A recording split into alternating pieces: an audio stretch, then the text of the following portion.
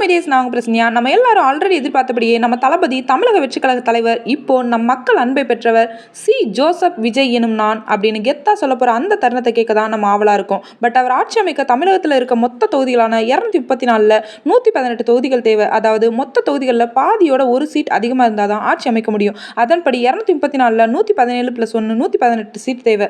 But Vijay 2 தொகுதியில் நின்று ஜெயிச்சதுனால 2ல் ஒரு தொகுதியை தான் அவர் வச்சுக்க முடியும். சேம் உதயநிதி அவர்களும் 2 தொகுதியில் நின்று ஜெயிச்சதுனால அவராலையும் ஒரு தொகுதியை தான் வச்சுக்க முடியும். ஸோ இப்போ டோட்டல் சீட் 232. இதில் பாதி 116+1 117 ஓட் விஜய்க்கு ஆட்சி அமைக்க தேவை. அப்போ டிவிகே பெற்ற 108ல் ஏற்கனவே சொன்ன மாதிரி விஜய் 2 தொகுதிகளில் வெற்றி பெற்றாலும் ஒரு ஓட் செல்லாது. ஸோ 107 ஓட் தான்.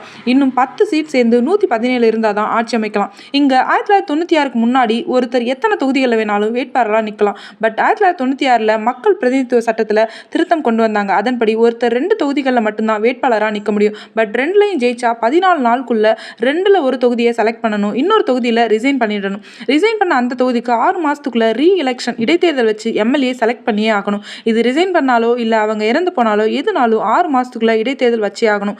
இப்போ நம்ம தலைவர் விஜய்க்கு இருக்கக்கூடிய வாய்ப்புகள் என்னன்னு பார்ப்போம். 107+10 இன்னொரு 10 சீட்டுக்கு அவர் காங்கிரஸ் சப்போர்ட் பண்ணாலும் 5 சீட் தான் மற்ற சின்ன சின்ன கட்சிகள்ல இருந்து 2 1ன்னு சேர்ந்து மொத்தம் 117 இருந்தால் ஆட்சி அமைக்கலாம்.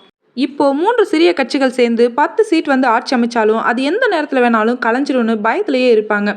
இதை விட இன்னொரு முக்கியமான ஆப்ஷன் இருக்குங்க. அது இருந்தால் விஜய் தனி பெரும்பான்மையுடனே ஆட்சி அமைக்க முடியும். அது என்னன்னு பார்ப்போம். அதாவது நம்மளோட அரசியலமைப்பு சட்டத்தில் 10வது அட்டவணையில் கட்சி தாவல் தடை பற்றி சொல்லியிருக்காங்க. அதன்படி ஒரு எம்எல்ஏ ஒரு கட்சியிலிருந்து வெற்றி பெற்று இன்னொரு கட்சியில் சேர முடியாது. அப்படி சேர்ந்தா அவங்க எம்எல்ஏ பதவி பறி போயிடும், செல்லாது. பட் அந்த கட்சியில் வெற்றி பெற்ற மொத்த எம்எல்ஏக்களில் 3/2 பங்கு பேர் சேர்ந்து இன்னொரு கட்சியில் நேரடியாக சேர முடியும். அதாவது இப்போ இருக்கப்படி பார்த்தா திமுக 59 எம்எல்ஏக்கள் இருந்து 40 பேரோ இல்லை அதிமுகவில் வெற்றி பெற்ற 47 எம்எல்ஏக்கள் இருந்து 32 பேரோ ஒன்னா முடிவு பண்ணி டிவிகேல சேர்ந்தா அவங்க தமிழக வெற்றி கழகத்தோட எம்எல்ஏக்களா மாறிடுவாங்க. அவங்களோட தாய் கட்சியான திமுக அதிமுகன்னு சொல்ல முடியாது.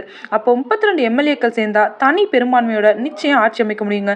இதுல இன்னொரு பிளஸ் என்னன்னா, ஒரு கட்சியா போய் ஆட்சி அமைச்சா நடுவுல எப்ப வேணாலும் பிரிஞ்சு ஆட்சியை கலைக்க முடியும். பட் இதை கான்ஸ்டியூஷன்ல மெர்ஜ்னு சொல்லுவாங்க. இந்த 32 பேரும் 5 வருஷம் ஆட்சி முடிகிற வரை அங்கிருந்து வர முடியாது.